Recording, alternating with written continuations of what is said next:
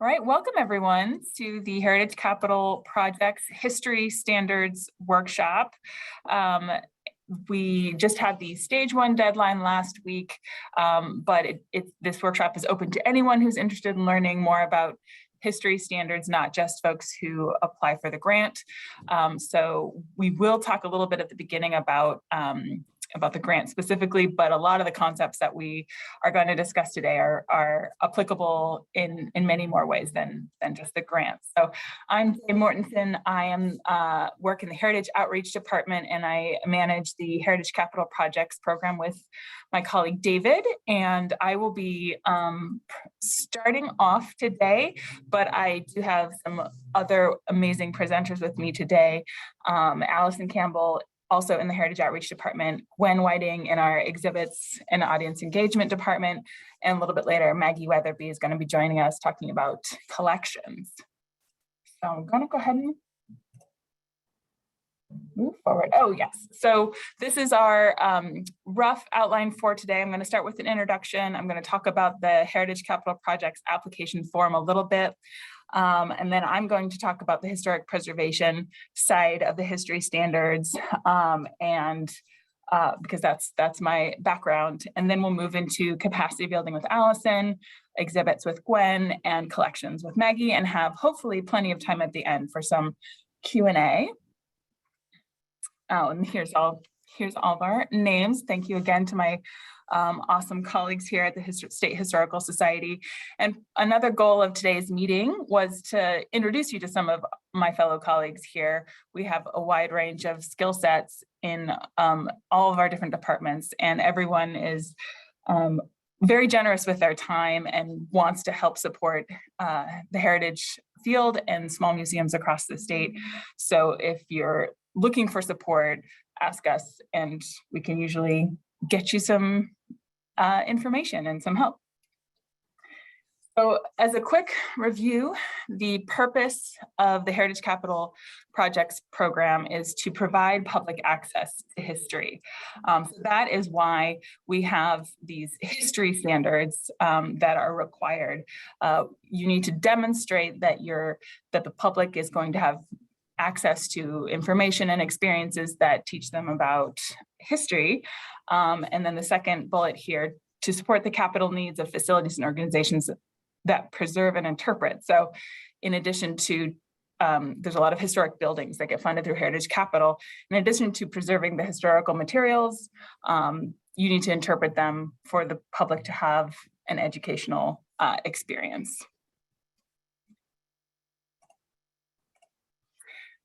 I first want to call attention to the guidelines, which David and I spent a lot of time updating the history standards section. It's pages 14 through 16.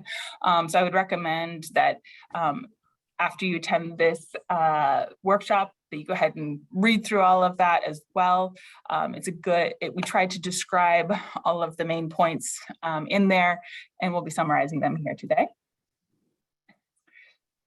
So the way that we've set it up in the application form is that all projects will select one set of standards to effectively provide public access to history. So what that means is that you need to describe how you as an organization, whether you're a nonprofit, a city, or a county, how your organization is effectively functioning to provide that history. And I'll go into a little bit more in a moment. And then on top of that, if your project involves a historic property, you also have to discuss how you're going to be adhering to the historic preservation standards. Essentially, there's two buckets. There's sort of the professional, organizational standards, and then there's the historic building standards. So if you're a museum who is looking for funding for building a new facility or working on a non-historic facility, you really only have to pay attention to this first bucket here. But if you are a historic building, you have to certainly pay attention to the second bucket, which is the historic standards. But you also have to demonstrate how the public is accessing your building and how the public is learning about history by visiting your building, not just for the building being there, but actually some form of interpretation, whether that's a display of historic photographs or tours or other public access and events that you're providing, so that the public can actually learn about history through your historic building.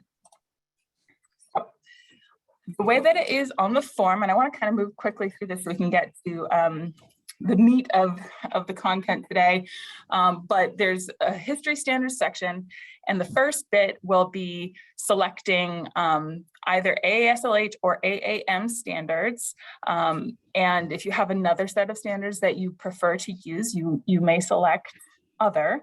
And so you only have to select one of these, but for each one you select, a box will pop up and will ask you to describe how you're following these standards. In the past, for Heritage Capital, you just selected the box and you didn't describe anything. So we'd really like you to talk about how you're following those standards and kind of how you're doing best practices in your organization. So for museums, what our expectations are is that you describe either how you're already following best practices and you're doing great work and you want to just tell us about how much public access you're already providing and historical education you're already providing, or if you recognize that there's an area of those standards that you really need to improve on, pick one or two that you want to describe how you're improving on those standards. So no one is expected to have done some sort of evaluation or be at any particular certain level. What we want to encourage is some introspection about how your organization is functioning so that the purpose of our grant can continue to be fulfilled long into the future and through the 13-year monitoring period. It's essentially, we're asking you to kind of demonstrate to us that you're currently and will in the future continue to fulfill that purpose of providing public access to history. And for non-museums who are applying, again, you do need to provide some access to history in addition to preserving the historic building. And in the second bucket, the historic structures side of the bucket, you'll see if your project, depending on the answers earlier in the form, if you essentially select that a historic building is involved, you'll see these fields. If you don't select that, you won't see them. It's just set up that way. But it will ask you to describe how you're following the standards for the historic building, which I'm going to describe here shortly. And then we have a section here also for the historic and cultural significance. In the past round, a lot of people put that described the historic significance of their building in the narrative community value question. So we separated it out here because we really want the community value and the narrative section as a whole to really focus on the project you're proposing, not just the history of your structure and your community. So put that very important history information here in the history standards section. And then the third piece, if your building is going through local review, if it's on a historic register, go ahead and list the information about that here as well. And that's more just for our information. So we know which CLGs you're working with. So since I'm introducing today, we're going to start off with the historic preservation content, and then we're going to roll into the professional standards for museums and interpretation and collections. So to begin with, historic preservation, as you can see on this graphic on the right, there's sort of different levels of preservation, and preservation is kind of a general word that typically refers to all of these things often, but they do have distinctions. And so today I'm going to discuss each of those a little bit. I've got the link here at the bottom, which is the link to the National Park Service's sort of official text about the standards. It can get a little dense. And so today I'm going to try to kind of provide an overview of that and sort of basic principles to keep in mind. But essentially, At the top of that list, or well, let me go back here. You can see on the right the more retained and less retained, and that's referring to original historic material. So for preservation at the top, which is the most retained, that basically means that you keep all of the historic material and you're repairing it and you're replacing very little because you're doing a great job at maintaining it. And often this is only possible, or it's possible often when the use of the building is not changing, which is why I've got a beautiful historic home here. Or if a building is actually being preserved for kind of museum purposes sometimes, or just sort of interpretive purposes and not really being used a new way, you can really keep a lot of that original material and not update, the building systems and whatnot that sort of are more required for modern life. More often than not, rehabilitation is what you will be doing through heritage capital projects. And that is acknowledging that buildings change over time and that you have to kind of make upgrades to the building in order to change a use, upgrade the function, but really being careful to preserve the character defining features. So what are the elements of that building that make it unique and special, and making sure that those pieces are preserved, but that maybe some of the other things can be updated, or some modern systems or other additions can be included. But the historic nature of the building still is really apparent. Restoration is when you take a building and you sort of remove elements of evidence that the building has changed over time and take it back to a very specific period in time. Sometimes this requires a lot of change, sometimes less change. In this example I have here, the bakery in North Bend, it was a little bit less change. There was a large alpine facade stuck on the front, which they were able to remove and keep a lot of the original that had been there in the 20s when the building was built. So this one didn't require a lot of dismantling of the original or kind of reconstructing the original because it was there behind the facade.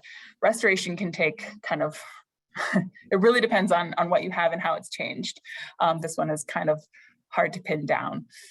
And also this one is the ideas around this one has changed over the years. I think that historic preservation is really acknowledging that changing through time, buildings change through time, and that's okay. And that represents multiple eras of time, and that represents multiple histories. And I think historic preservation is getting more comfortable with that idea. So if you're involved in a building and you want to keep some of the changes that happened in the mid-century, perhaps, that's okay. And that offers you another level of interpretation for the history of that building. So. And finally, we have reconstruction, which is essentially a lost structure that is rebuilt to the best of historic knowledge for interpretive purposes. I've got an example here out at Fort Nisqually. So again, some of it's interesting, some of our reconstructions are becoming historic now because Fort Nisqually, Fort Vancouver, some of these reconstructed places were built about is this Fort Vancouver? Thank you, Allison.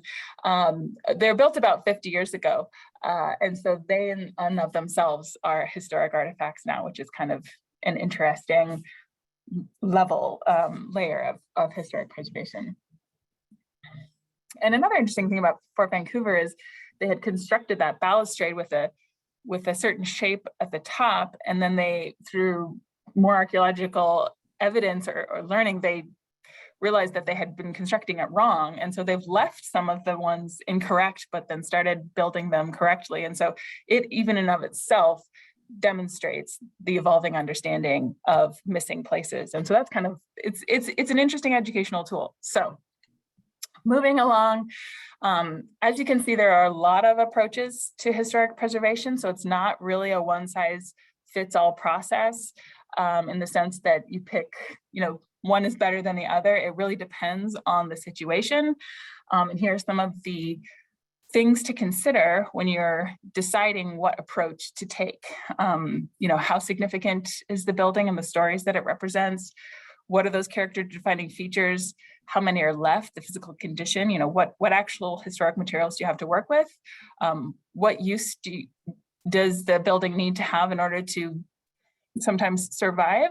And then what are some of the modern upgrades that are necessary for code requirements? All of these questions and considerations can be taken, can be reviewed as you're making these decisions. And I'm here to help, and there are experts at the Department of Archaeology and Historic Preservation that are here to help. So if you have questions about what the best approach is for your property, let us know. We're happy to talk through it. So don't feel like you have to make those decisions or considerations in a vacuum. But generally speaking, the sort of basic approach to historic preservation that is sort of the three things to keep in mind is repair where you can. So if if you have something historic and original that you're able to repair instead of replace, that's preferable. So you're keeping that historic material. And if you're replacing only a piece of something, you'll want to replace it in kind so it matches. But if you're making a large change, for instance, such as an addition to a building, that large changes should be compatible and reversible. So compatible means, well, there's compatible, but also differentiated. So you don't want to, if you're in the example of an addition, you're not wanting to create an addition to a building that looks exactly the same. You want it to reflect the time period in which it's built, but also be compatible to the historic one. So maybe you pull over some of the sort of building massing or fenestration patterns, or some other element is mirrored but not replicated. You're not replicating the exact sort of window style, but maybe you're replicating the sort of amount of windows and placement of the windows in a modern way. And then reversible is another important thing. If you have to make a major change, it's for a modern purpose, it's best to do something that's as reversible as possible. So maybe if you're installing some sort of, iron fencing that has to be attached to a building, attach it to the mortar instead of the brick, because that's more reversible than putting holes in the brick. So these are the basic sort of principles, and these are the kind of principles we want to see reflected in how you're describing, how you're following the standards when you're writing about your project in your application. So that is the slides that I wanted to present. Here's some of my contact information, but we'll send all of this out to you after today, so you don't have to scramble to write it down. And I'm going to, as I mentioned, we'll have a robust Q&A section at the end. So I'm just going to roll right into my colleague, Allison Campbell, and she's going to switch to the other bucket of professional standards for your organization and talk about capacity building. Awesome. Thanks, Jay. So I'm going to talk about sort of your organization's core, the muscles that keep your amazing collections and exhibitions and programs going. Certainly if you're a museum, more generally, if you're a nonprofit, right? You have a mission and hopefully you have a plan. So this will be a little bit museum focused, but for those of you who are not museums, hopefully there will be something to pull out here. I also, before I jump in, I just want to mention that some of my personal museum heroes and mentors are on this call. And so I just want to mention that I'm going to whiz through this. Each one of these things I'm going to talk about, you can go deep and wide. And I don't know all of that there is to know about all of this stuff, but I am here to be a resource. And when I don't know the answers, some of the folks on this call are people I email, and I'm like, hey, what do you think about this? So I hope that you all feel a part of this amazing community of heritage organizations. So I just want to mention just kind of a few things that I hope you're all thinking about, because we really want to make sure that your organization stays healthy and strong, certainly for the 13 years that you are required to as part of your monitoring for the grant, but in perpetuity, right? Like you have, you know, precious collections in a lot of cases, and you have a responsibility to care for those in perpetuity, and we want to make sure that you're able to do that. So there are two sets of museum standards that Jay kind of mentioned that are in the guidelines and in the application, and you'll be asked to choose one of them or to select another set of standards that maybe your museum is already following, and you can kind of make a case for sticking with those. The two big ones are the American Alliance of Museums and the American Association for State and Local History. If these two organizations are new to you, I suggest you spend some time on their websites, explore their resources, see if the language in their core standards makes sense to you. I would choose the one that feels sort of more at your level, right? Like more attainable to an organization of your size, or is in language that you feel like you can explain to your board and your volunteers. And we're happy to help you kind of make that judgment call. They do dovetail pretty nicely together. You know, they might use slightly different language, but essentially, if you have these standards in mind, either one of them, you will be working towards best practices for the museum sector.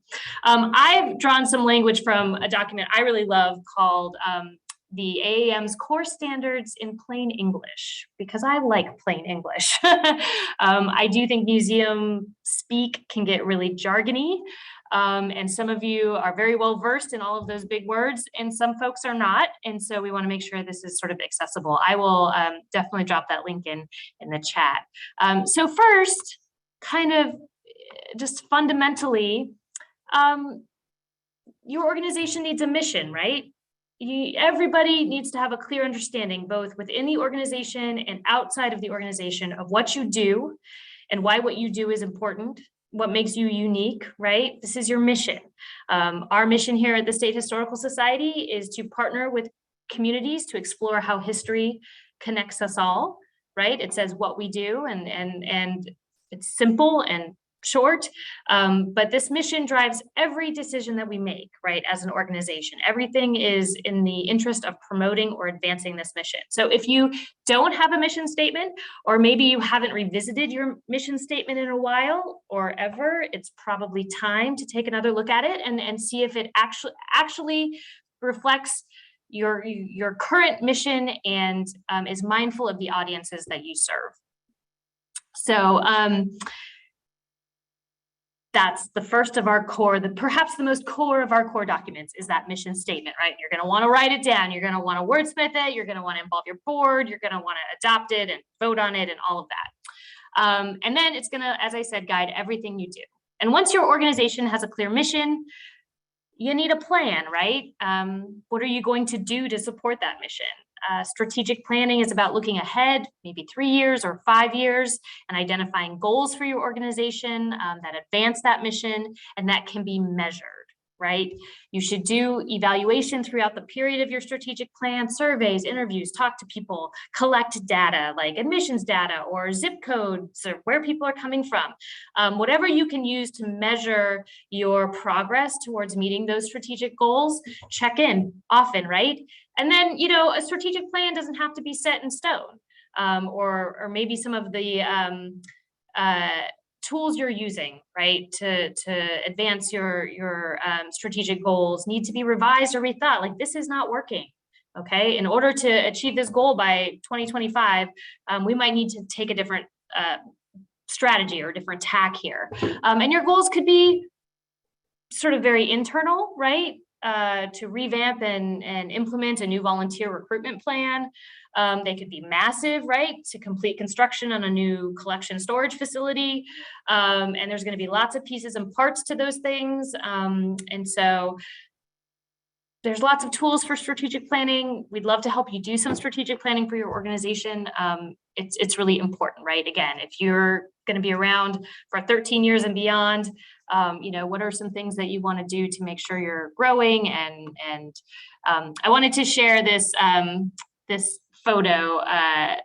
This is from my friends out at McCleary who almost lost their museum, right? They were told to vacate a space that was owned by the city within 30 days. And they literally went before the community and had a public meeting and asked, do you as a community want a museum? And if you do, what do you want it to do? And how do you want it to serve the community? And I can't tell you, I was just in McCleary on Monday.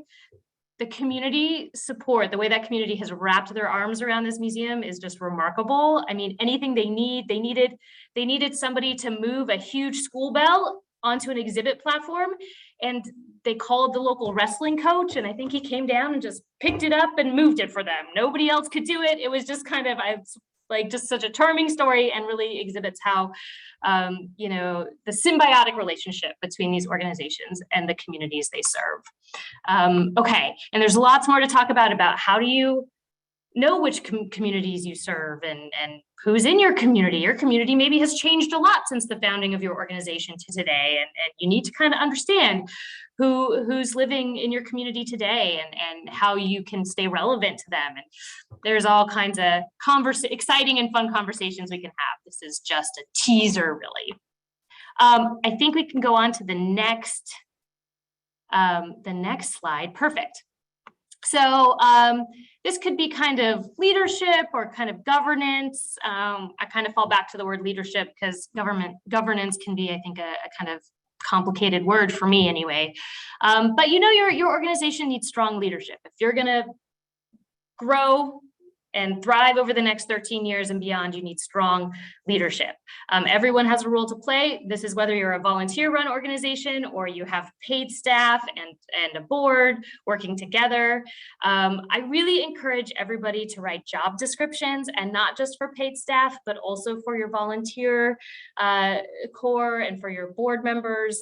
Everybody is just happy when the expectations are really clear, right? And that can help eliminate some contention over whose role is this and whose role is that, and that's none of your business, and this is my area. Just have really job descriptions, and if you need samples of job descriptions, that's something that we can point you in the right direction for.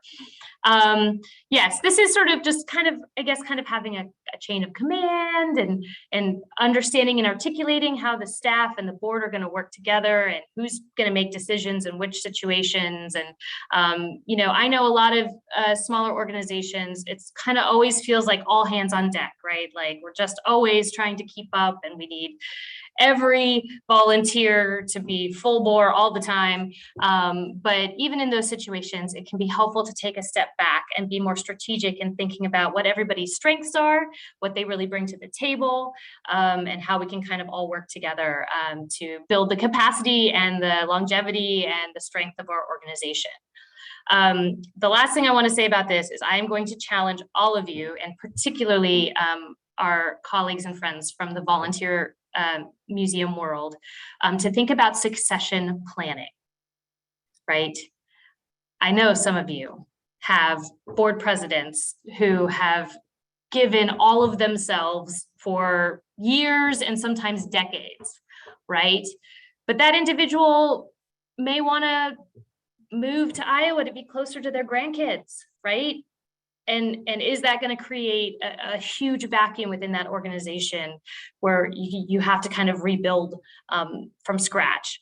It doesn't have to, right? So I encourage you to identify a vice president of somebody who you think could step into that leadership role or step into the role of treasurer or secretary, to always be looking down the road and identifying new folks who will bring all of their passion and maybe some specific skills to the work, and start putting them into positions where they're taking on more and more responsibility, so that if somebody does leave, it doesn't destabilize everything, or they don't take all the knowledge with them and now everybody's kind of scrambling. Okay, succession planning, oh, it's a beautiful thing, and it takes the pressure off, right? Like then folks don't feel like they can't step away because the whole thing will fall apart. It shouldn't be like that. That is not a healthy organization. Okay, and then last, if you want to jump ahead, Perfect. This is sort of a catch-all category in ASLH. They kind of call it management, but I wanted to just add some things in here that I'm sure you're all thinking a lot about, that are more about just kind of the running, the work of the museum, right? Making sure that that mission is advanced just through like the less sexy and exciting parts of museum work. Like somebody has to buy the toilet paper, sure, right? Make sure the HVAC system is serviced and working, so our collections stay healthy. Make sure there's a ticketing system or an admission system. Do you guys do weddings at your site? Who's talking to the couples who want to have their wedding there, and what systems do you have for booking those private rentals? Do you have a gift shop, right?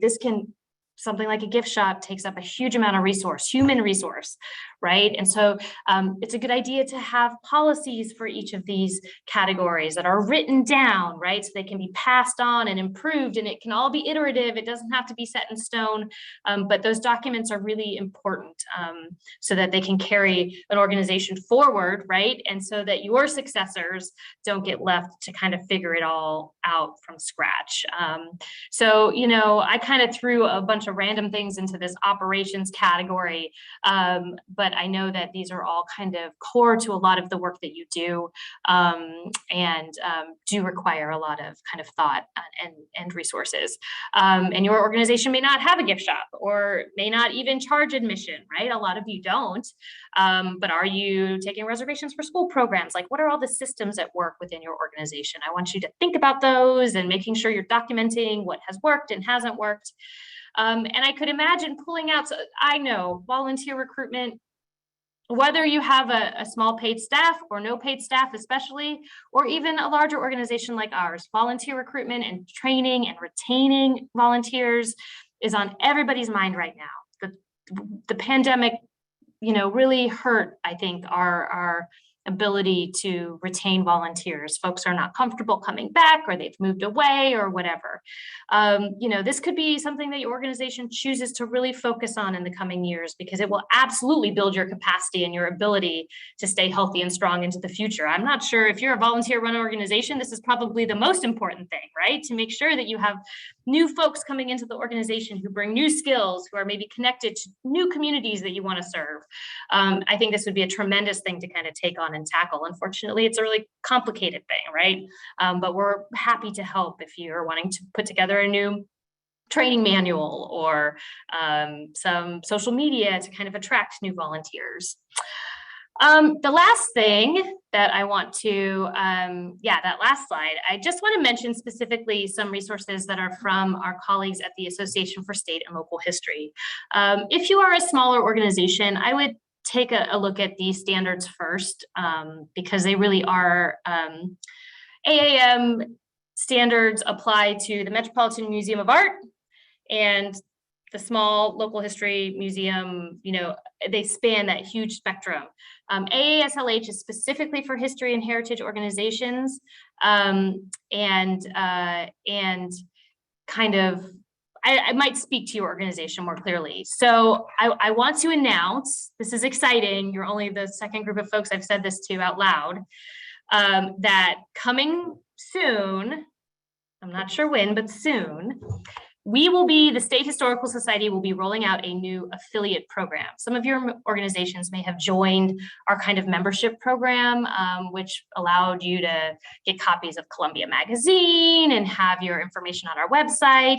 We're kind of revamping that whole program. The new affiliate program will be free of charge to join. And if you are an organization with less than $100,000 a year operating budget, so your annual operating budget is smaller than $100,000 a year, your membership will include a membership to the American Association for State and Local History. That will be a benefit of being a member of our affiliate program. You will have access to all of those resources, right?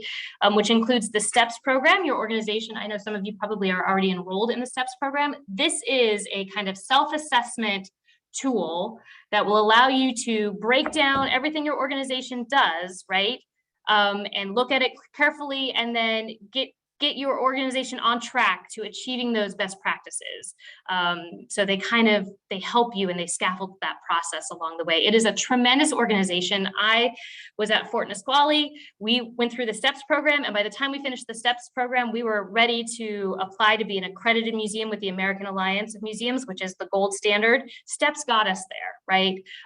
If you stop at STEPS, maybe AAM, the accreditation is a lot of work and a lot goes into it, and it might not even be feasible for your museum, but STEPS is going to give you so many resources and kind of help your organization grow strong. So in addition to that, there's all these technical leaflets at ASL. Anyway, we're so excited to bring, especially our smallest organizations, all of the resources of ASLH, and there's going to be lots more information coming out about that. So stay tuned, but something to look forward to. And phew, okay, I think that's about all. No, that's awesome. Thank you, Allison. I'm actually going to go ahead and stop share because we're going to switch over to Gwen Whiting, who's our lead curator here at the State Historical Society, and she's going to talk a little bit about exhibits and audience engagement. So take it away, Gwen. Okay, just a second to share my screen. All right, can you see my screen okay? Okay. Yes, looks great. So I'm here today to talk about, to kind of do a real quick overview, much like Allison did, to provide a sense of the history standards for exhibitions and also interpretation. I do want to note that also I will tend to focus on exhibits. You know, it's really important to remember that interpretation is a really broad field. You know, interpretation is everything from public programs to education to exhibitions to you know, online materials that you may offer. I mean, it's quite a spectrum. And so just kind of keep that in mind. I also want to note, like Allison did on the call, that there are a lot of people on this call who are doing fantastic work in exhibitions and interpretation. So I would note that, you know, you should feel free to like send out some feelers and reach out to other colleagues here today. So these are based on the AAM standards, and I just wanted to talk through what these are and a little bit about how they can be applied in a number of ways. The first standard is to, much as we've kind of discussed at the beginning of this, is to determine the overall, you know, goals, the philosophy, and the messages, either both of your institution, both of your mission, and then also to look at, for your specific project, what are those educational goals and outcomes? And how can you align your exhibitions and your programs to these standards? One thing that we like to do at WSHS is we come up with a big idea or a thesis for an exhibition. You know, what is the one thing that visitors might want? What is the one thing we want visitors to take away when they exit the exhibition if they learn nothing else? And that one big idea can be really helpful to develop. It has to be specific. And it has to be something that you can use as kind of a criteria to guide you through the process. But that is a really helpful, that will be a helpful tool to you, not just in shaping like the theme or the subject of an exhibition, but also looking at how can you take that theme and then develop that into educational materials, into programming, into field trip opportunities. You know, how can you have that sort of sense of continuity between many things that you're doing? I also know that we also take, when we're developing this big idea, it's not in a vacuum. Some of you will be in museums where one person is doing all of the things. Some of you may be in museums that have different departments.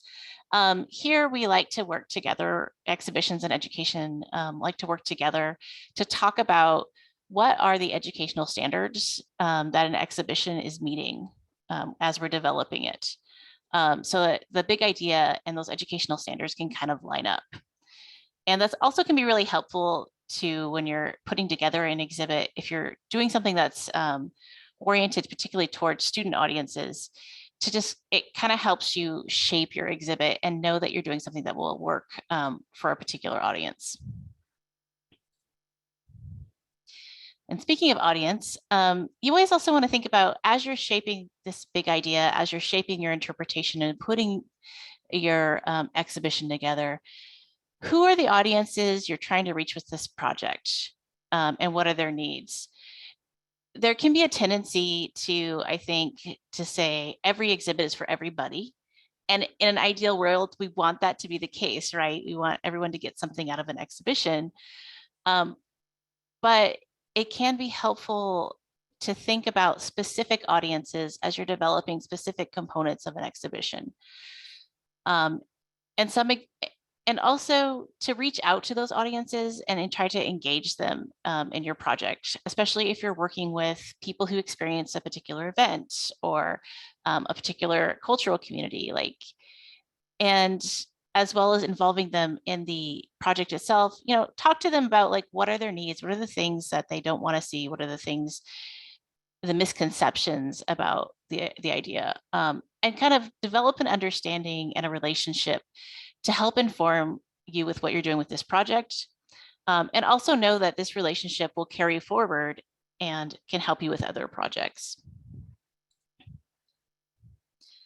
And of course, research is a big component of both the AAM and the ASLH standards. But I went ahead and included it on here. I know it's kind of a given, but as you're doing your research, consider what multiple sources you can use, both in terms of understanding and interpreting this content to present to the public, but also in terms of how people might process the information.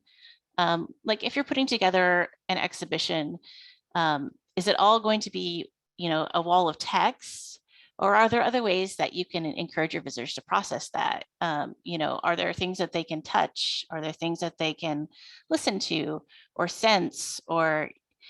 And then, of course, as you're thinking about those things, I think it's always helpful to remember that not all visitors are going to connect with and experience things in the same way.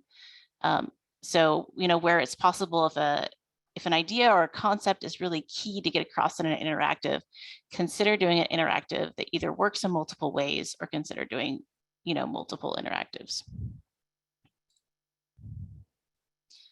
And that kind of leads into this next part, which is, to consider your goals, your content, your audience, but also your available resources, and what techniques and technologies make sense for your institution.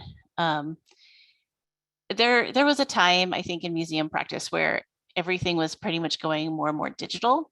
As an institution, I will say that even though we have, a fair amount of resources, we are a pretty small exhibit staff. And we have moved more and more away from things like computers and as the sole moment of interactivity in the gallery. And there's a couple reasons for that. One of them is the audience-based reason, which is that especially now, visitors don't really seem to engage with computers. They've spent, 2 years in front of a screen. And often what you can get on a computer, they can get that at home. They don't need to come to a museum for that. And so you'll notice in the picture on the slide, we have this very simple game, which is, it's kind of similar to Guess Who. And you spin the wheel and you pick a team, and then you spin the wheel, and based on the challenge, you get so many points if your team can accomplish this challenge. And it seems really simple, but we actually have groups who will sit and play that for an hour, because it's that sort of game playing and interactivity and a personal moment that keeps them there. And it's much more effective, honestly, than anything we're doing digitally in the area. And so that's one component of it, is that people, I think at least our visitors, and you'll want to kind of ask your visitors about this, but I feel like they're wanting more of these sort of authentic experiences that connect them to each other in the gallery. But the second reason that we like to do this is much more pragmatic, and it's that computers break down. And if you have an exhibition that's really digital, and suddenly the computers aren't working for a day, that can completely change how your visitors perceive your institution. And so, I think just those kinds of things are things that you want to consider as you're putting together an exhibit. Do you have staff on hand to maintain what's going on in the exhibition? Or, another example would be if you're building an educational program, what will it take, not just to get that program off the ground, but what is it going to take to keep it running? not just in the sense of what is happening at the time the program is being administered, but what does it take for the staff to plan that program and execute that program and evaluate that program? So these are all things that you just kind of want to have in the back of your mind as you're developing interpretive plans. And of course, adapt your content for its audience. You know, some content will relate really well to all audiences. Other things need to be scaled up or down. And sometimes you'll find you'll have content that honestly may be too complicated or intense or difficult for some audiences or younger audiences. And if that happens, you know, how are you going to navigate that? How are you going to give your visitors a chance to process or talk to, you know, families about the content and those kinds of things? And another thing to think about too is just when you're writing that content or putting together that content, particularly in interpretive text, is the content that you're putting together something that people can really easily digest? I mean, it's very, you know, I think it's something that all museums curators struggle with is you want to put all the information on the wall, but realistically, people don't have time to absorb a lot of information. And so you have to think very carefully about what the key points are and how to get those across quickly. And then lastly, it's always important to kind of assess how effective your project is and to take that assessment to heart and, you know, use that to plan and to think ahead to the next project. And where possible, and it may not always be possible, depending on the feedback you get, you may want to also rework the project that you're already doing. Like if you consistently hear that something in an exhibition isn't working, you may want to go back and rework that part of an exhibition, depending on how long it's up for. Evaluation can take a lot of forms. You can do like a more formal evaluation, but even something as simple as having comment cards or having docents in the gallery, just talking to people and gathering that information, that is all still a part of evaluation. So if you don't think that you have the ability to launch a formal evaluation program now, just know that you can collect that kind of data simply by having a volunteer go through the gallery and just chat with people and then note those observations down. So those are just a few that's a very quick run through of the interpretive standards. And now I will, for exhibitions, and now I will turn it over to Maggie.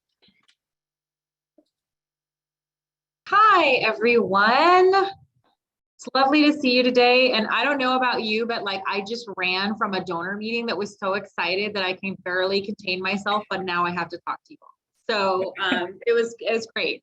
And a good reminder to those of us that are collecting institutions to like take the phone call or go see someone, right? Like you never know what story they think they have, but what they tell you could be totally different. Anyway, so I'm gonna start sharing my screen now. I wanna make sure I have the right one. And I talked to myself, so apologies.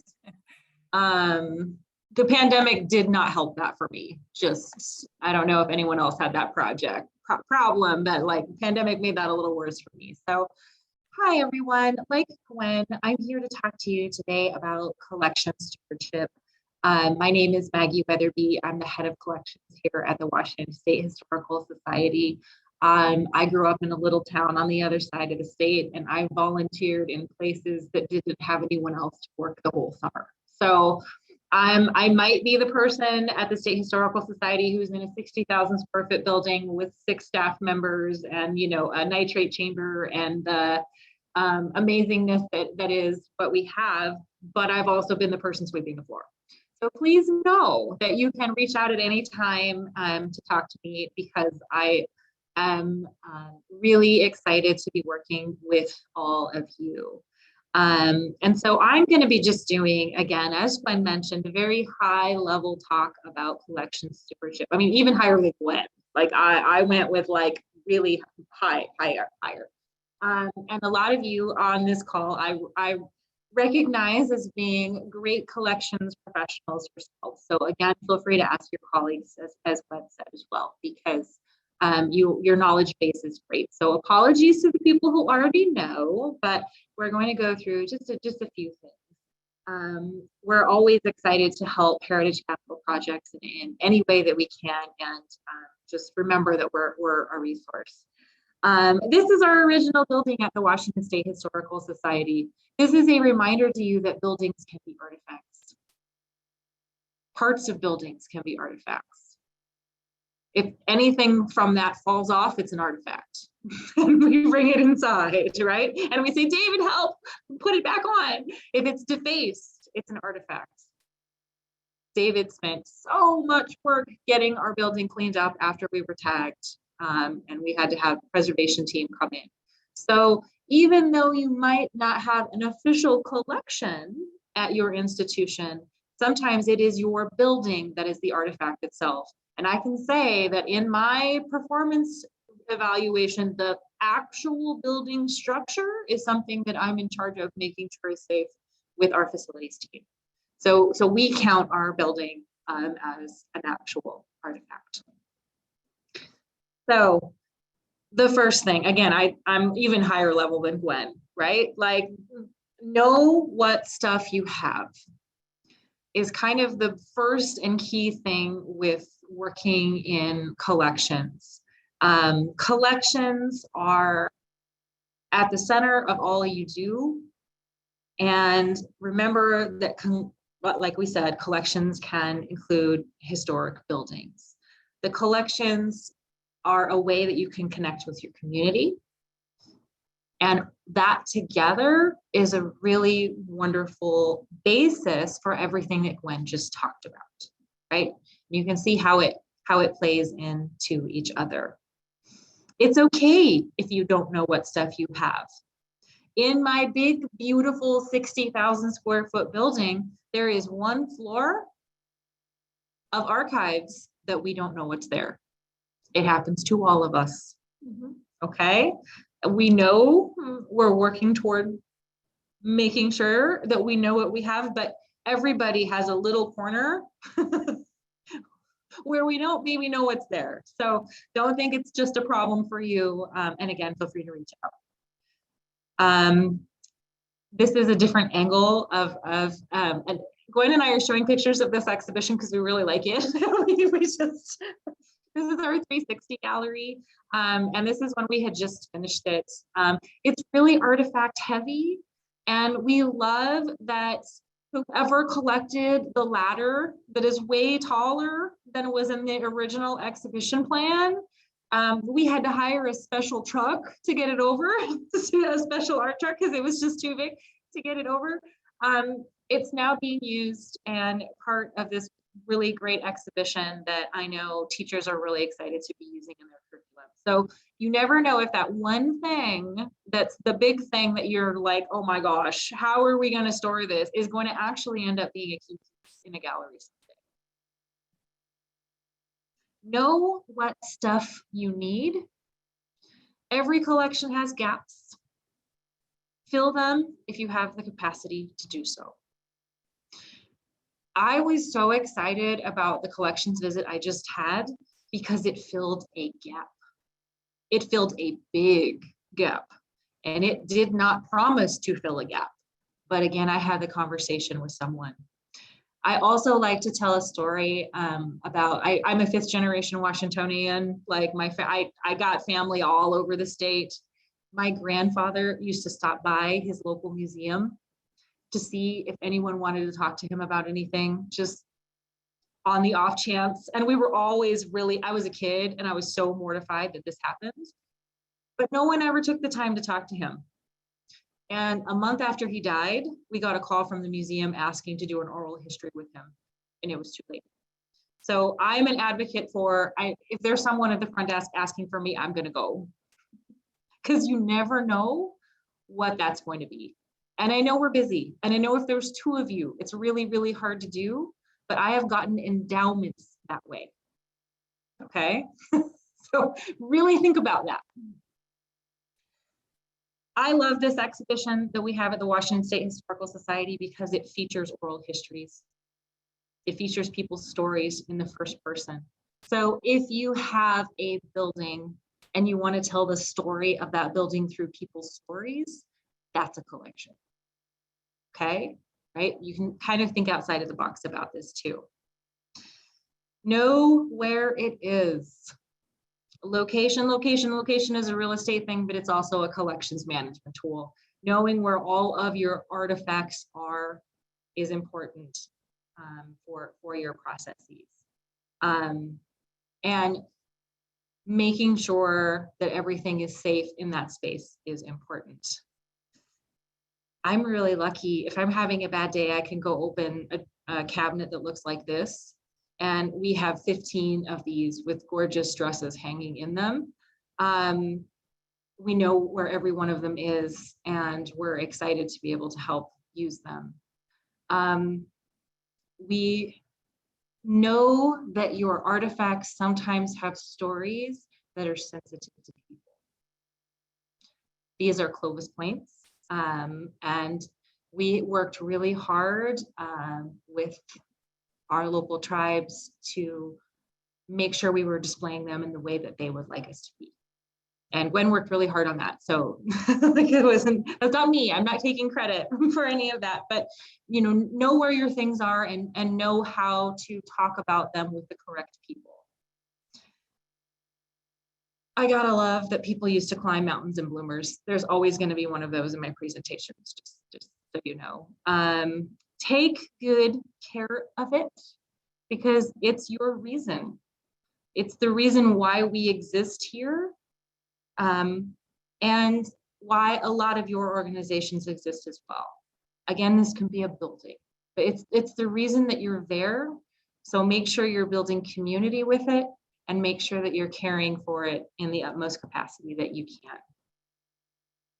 can. This is the Ferry Museum. So this was our original museum, and they used to bring a whole bunch of teams and let them pose, right? We don't do that anymore, but again, I like to bring out fun things from the collection. And this is the University of Washington women's basketball team in 1902. Go Huskies. Okay. Sorry, I can't read it because make sure someone gets some good out of it. Like Gwen said, work with your communities, interpret your collections. There are endless opportunities and possibilities with what you have. If it's a building, tell the story, right? If it's an artifact, try to figure out what can be used in what way. This is one of our photos that gets used a lot, but it's one of the only images that I know that we have of women putting up signs about voting. Right? Important that we document these things. More fun from the collections. So especially the people you care about. Who is your audience? Who do you care about? Who are the people that are adding to your collection? Those are all really good things to think about. Again, more fun from the collection. Just trying to make this colorful and splashy for you all. And of course, your neighbors, because community matters most to most of our organizations that are represented here today. This is an influenza placard from 1918 that is in our collection. It's one of the only pieces in the collection we have relating to the 1918 pandemic. So realizing the gaps in this and realizing the audience that we want in the future, we did this really big project with all of these students from the University of Washington to gather oral histories. This is an exhibition we did a project, and it made us look at collections in a different way. This is a record from Minidoka, and it is a record of how students were doing in class right after incarceration started. So we went from looking at collections to looking at this as an amazing document, but also trying to make sure we were putting a health justice lens on this as well. So you never know what direction your collection can take you if you listen to your community and if you listen to what's going on in the world around you. I'm Maggie Weatherbee. Officially, I'm Margaret. I'm named after my grandmother. So here is my email address. Again, I've worked teeny tiny places and very big places, and anywhere in between. I'm happy to help you. I'm happy to hear from you. And I came late, so I don't know who I'm passing off to. So Jay. Yes, no, thank you to Maggie, Allison, and Gwen for all of that amazing information. And I just want to emphasize that this can kind of be the beginning of a conversation. We wanted it to be very high level. I want to be sure to mention that Maggie and Allison have partnered together for a collections corner. What is the name?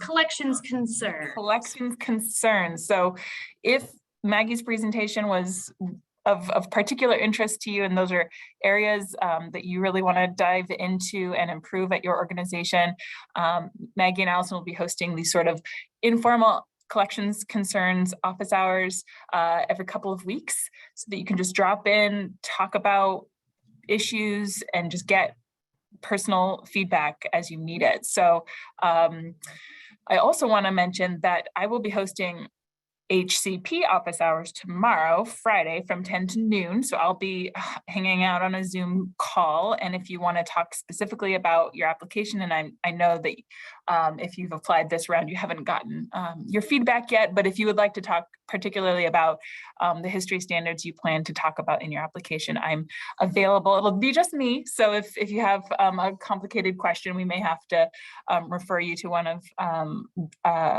our lovely presenters today, but I will do my best to help direct you if you want to stop by office hours tomorrow. So we'll put all this information in a follow-up email we'll send out this afternoon, so don't feel like you have to scramble. But this webinar was scheduled to go till 11:30, so we have about 25 minutes. If folks have questions for any of the presenters, whether it's about the history standards or the HCP application itself, we are happy to answer, so feel free to turn your video on, turn your sound on to ask in person, or put something in the chat, and we'll just hang out for a few minutes until we have no more questions left. So.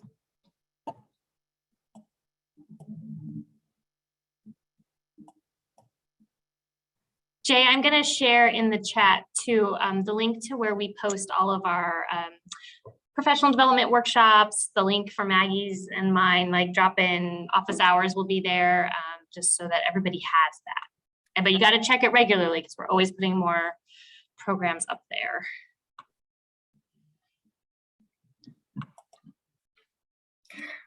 Did we cover everything perfectly? No one has any questions? Oh, here we go.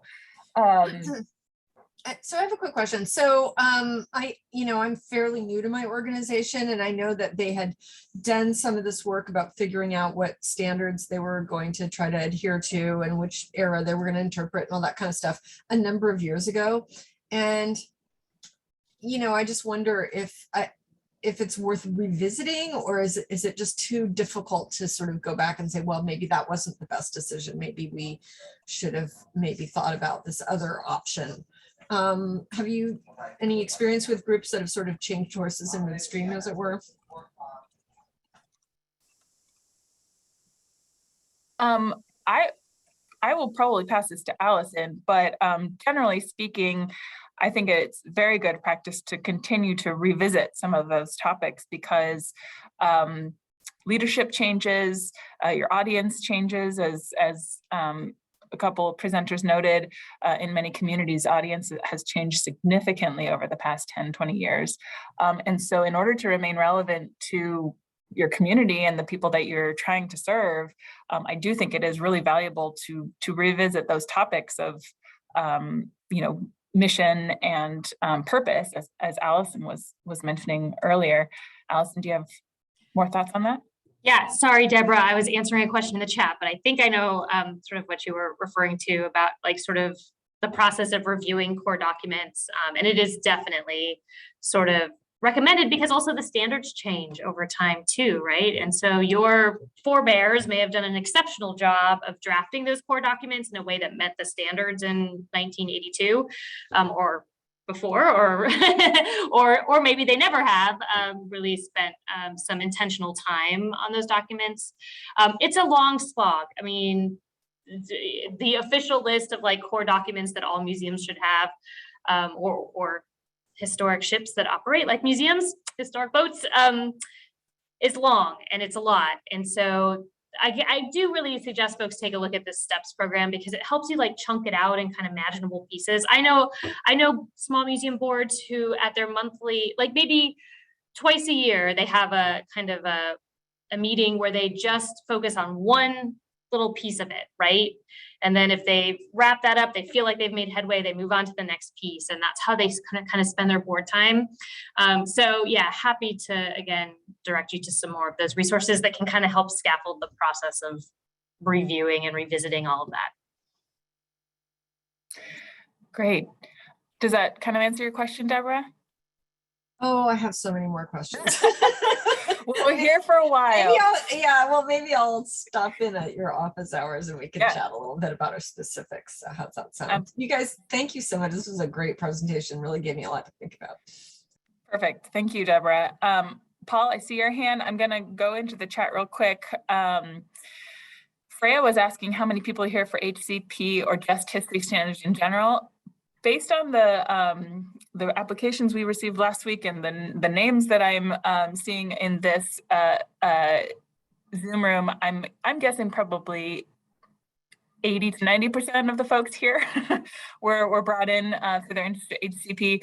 But I will mention that I started my job about a year ago, and one of the conversations I had with our agency director when I started was that we really want to use the Heritage Capital Projects program to offer more wraparound services. And so that's why Allison and I are really excited to partner with Maggie and Gwen to talk about not just grant money, but also the health of your organization and the future of your organization and the operations full circle. So that's why we're trying to kind of create some of this programming that maybe is motivated by the fact that you're interested in a grant, but hopefully will spur additional, introspection and improvement organization-wide.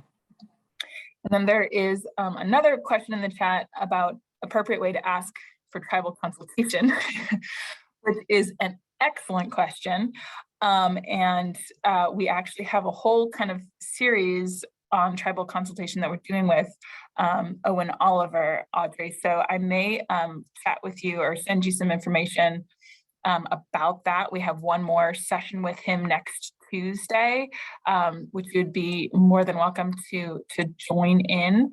So we will we'll get you some more information about that offline. Right now, quickly, Jay, I'm going to share in the chat also the link to our YouTube channel, which has recordings of all of the professional development programs we've done for the last 2 years.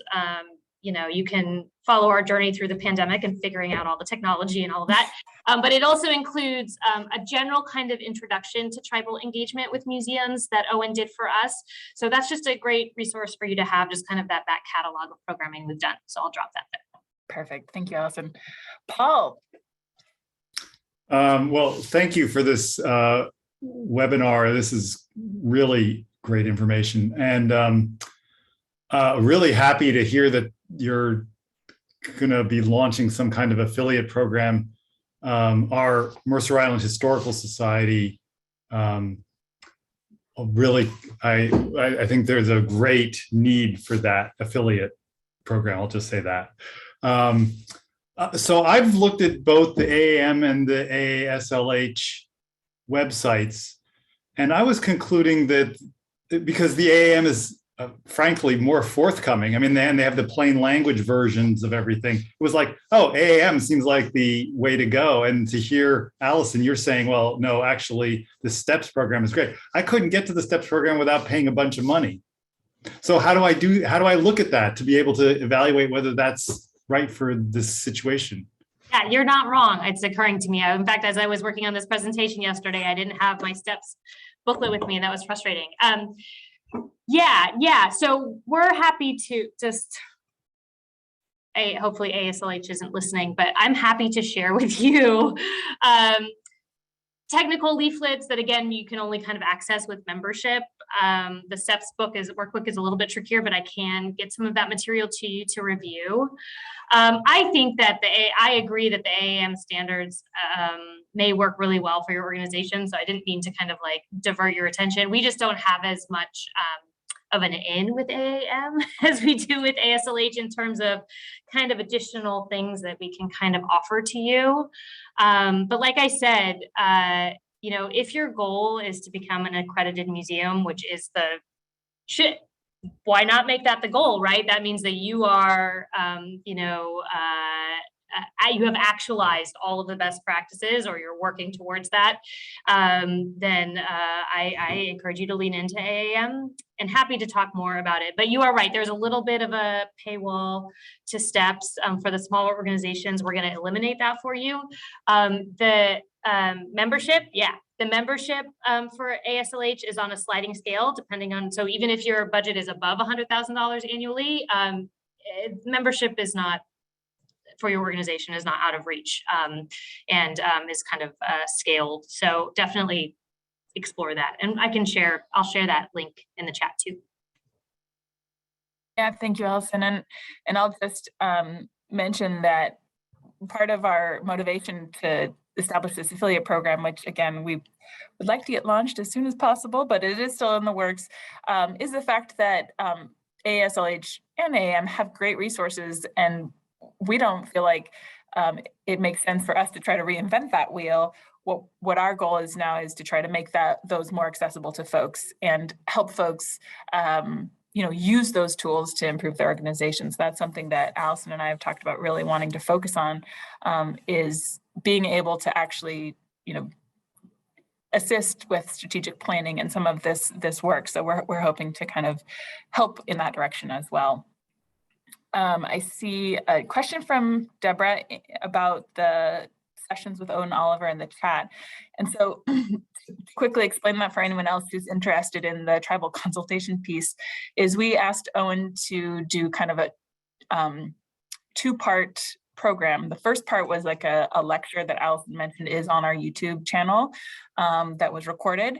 And that was basically just sort of an overview of, tribal engagement in museums, and kind of he couched in sort of good, bad, and ugly, like different ways that tribal topics have been in museums. And it was a really, really effective, informative talk. So you're welcome to access that at any time. And then we had him do 3 more in-depth workshops sessions. There were 2 last week, and there's 1 more next week. They're all the same program. So we've been telling people you just register for 1, where he kind of goes into more of a discussion mode. And those we have not been recording in order to kind of help people feel like they can sort of communicate a little bit more openly and in dialogue. So the first one is recorded, and the second section, there is 1 more program left if folks are interested. And again, we can send out, we'll send a very long email after today's session with all of this information in it. So great to hear that people are curious and interested in tribal consultation. So we really appreciate folks' interest and concern about that. So.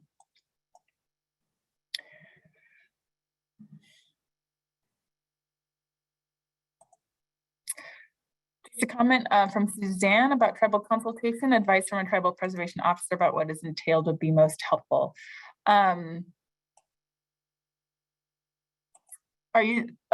you mean a statewide person, or a person from a specific tribe, Suzanne? Can you? When I was working on this, I was really anxious about how to make that actual first approach.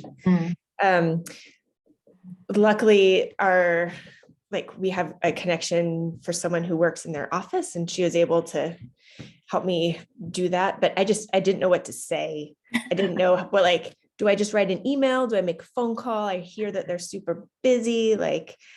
all the white guilt. What am I supposed to do? I'm in a history museum that works with pioneers, like all that was weighing on me. Yeah. And so I was just really anxious about how to make that first approach. So I just sent an email and they wrote back right away. It was like, yeah, don't worry about it. But just, when I was going through all the material, there's so much there about working with the tribes and why do you need to do this? And what I really needed was some nuts and bolts of is there a form I'm supposed to be filling out? Do I just describe the project? Do I pick up the phone?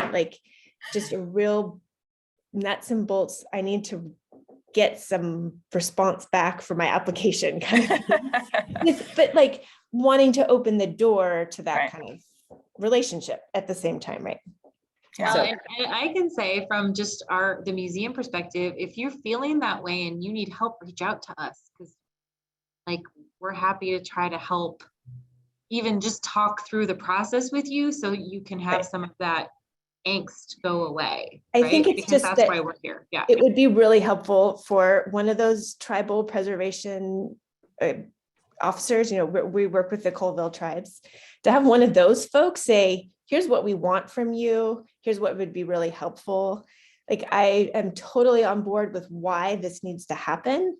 I just hearing from them about what they need from us when we're a museum or an organization coming to them for a consultation. That would be great. So the frustrating answer, but the realistic answer to that, Suzanne, is that every tribe is different. Sure. And totally. everybody's going to want a different kind of access point. But I think your suggestion to have the TIPO is the language, right? The Tribal Historic Preservation Officer. Those can be wonderful resources because they work within the tribal government, but they're responding to folks like you all the time. And they're kind of that interface point. So yeah, just totally, Suzanne, I'm so glad that you guys were successful in your outreach. Yeah. And I don't want to derail this conversation into that other topic. Sorry. Well, it's a really important one. And it is one that I think that is intimidating for a lot of people. I mean, sorry, my lighting is going bonkers. We get a lot of questions about it. So you're not the only one. And we were trying to find a balance this round between sort of giving people a form letter outline to just send to a tribal historic preservation officer. And we kind of decided to go the route of bringing Owen in and talking more about these bigger ideas of tribal engagement in museums and community and relationship building with tribes. But I can see how that would make the other piece difficult, which is required for the grant program. So that's great feedback, Suzanne. So we'll try to kind of do both in the future. Because I think that folks who are involved in HCP, folks who are involved in history, I think there's a general awareness and interest in engaging with tribes in that meaningful way. But like you say, there's also this sort of nuts and bolts practical piece that is required, and trying to get that done at the same time is also important. So yeah. Other questions or comments? I'm scrolling through the chat to make sure I didn't miss anything.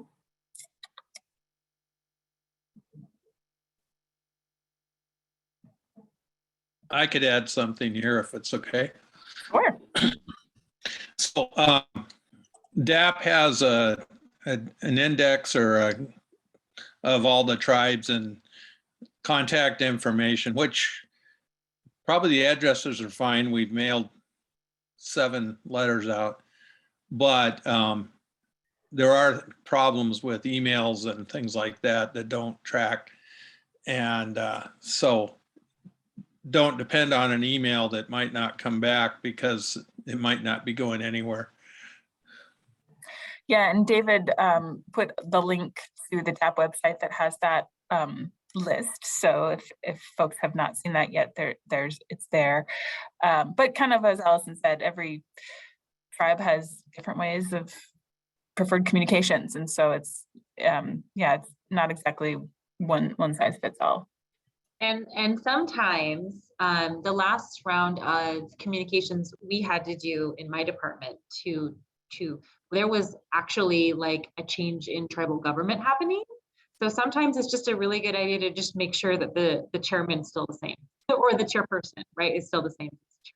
Chairwoman, chairman is still the same, and that the contacts are still the same. So you can look at the DAP list, but then go to the tribal website just to double check things. In my experience, has been the best, just because you never know what has slightly changed.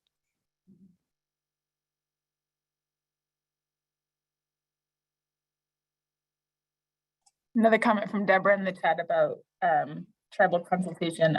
I will definitely forward that comment to DAP. It's a little tricky because it's a requirement of Executive Order 2102, which is routes through DAP.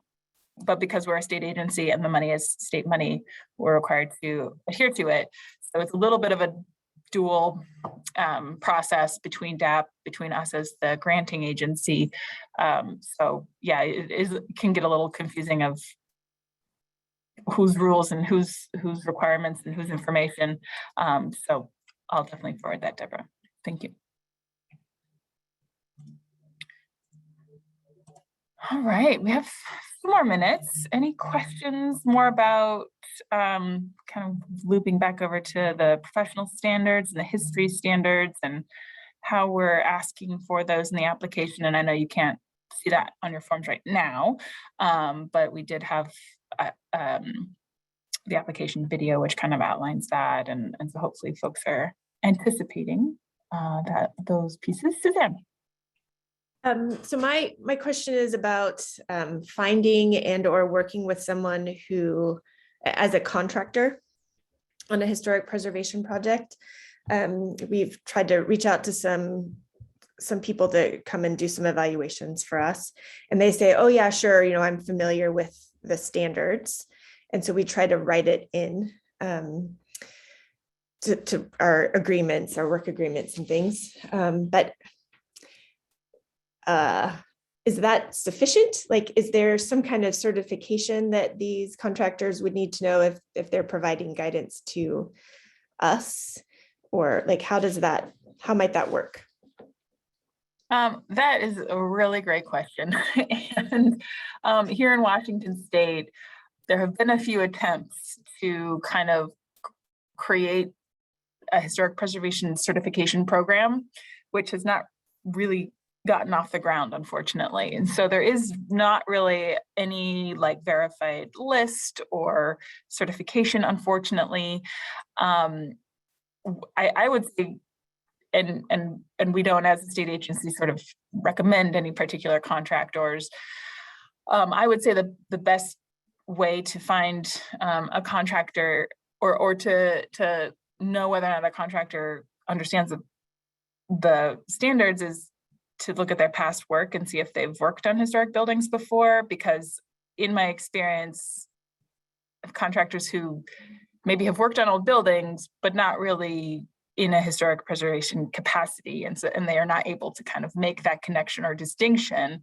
And so when they come into a project that actually is required to follow the standards, it's a kind of totally different ball game. So I don't have a lot of good information for you, unfortunately, but I am always, David and I are always happy to, if you do get sort of a scope or a spec or something from somebody, we can take a quick look at it and see if, we see any red flags. We're also happy to talk directly with somebody if there's, a question about a particular method or issue, especially once they're granted. If you do receive a grant, then we can work much more closely with you and kind of making sure the work is proceeding according to the standards. And I will also say that at DAP, so my background is architecture history, but at DAP they actually have folks with background in historic preservation architecture, so folks who are trained as architects, and so they have a little bit more technical background than me as a historian. So depending on the question, we can try to get you to the right person in the right agency. So Great. Any other questions? I will, just as we're kind of wrapping up here, I'll mention that for the folks who have historic buildings that are not museums and are interested in HCP, I hope that you're able to kind of pull from some of Allison, Gwen, and Maggie's comments, areas that will be applicable to you, whether as Maggie was talking about the building as the artifact, or from some of Gwen's content about exhibits. All of the standards may not apply to you depending on the type of organization that you are. But we would like to encourage you to kind of review the standards and choose areas that are applicable to you, particularly with interpretation and how you're engaging with the public. So it's not a perfect system in the sense of we don't have an exact set of standards that apply to non-museums but historic buildings, but we're hoping that you can kind of pull the elements from these existing standards that can apply to you in the way you engage with the public. So again, if you have questions about how to do that, I have my office hours tomorrow morning at 10. And then of course, if you want to just give me a call or an email, actually probably is better to set up a call. I'm happy to chat with anyone. And then if you have more specific questions about artifacts, exhibitions, or other topics, I can connect you with the right person. So, all right, unless anyone has any other questions, I might just go ahead and close out our session today. And as Maggie and Gwen both and Allison all said, we have wonderful experts in the room here today in all of these topics. And so another goal of our department, Heritage Outreach, is to keep connecting people and sharing knowledge. And that's really the basis of the Common Concerns program that Allison's been running for a couple of years now, is just bringing people together to talk about problems and problem solving.